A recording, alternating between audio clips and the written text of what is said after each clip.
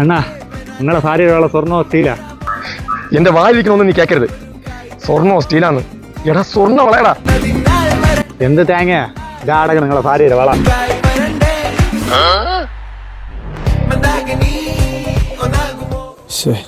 ഇതാ ഒടിഞ്ഞു വീണത്. അപ്പഴാ വള എവിടെ പോയപ്പ? എടാ അപ്പ അവളുടെ സ്വർണ്ണ വള എവിടെ വീഴുന്നടാ? അവളെ വള നിങ്ങൾ വച്ചെടുത്ത് പോയി നോക്കി. എന്റെ പെണ്ണാണ് സമയം പോയി. ആ വള സൂക്ഷിച്ചു കൊണ്ടുപോണേ. ഇതല്ലേ ഞാൻ നോക്കിക്കോളാം.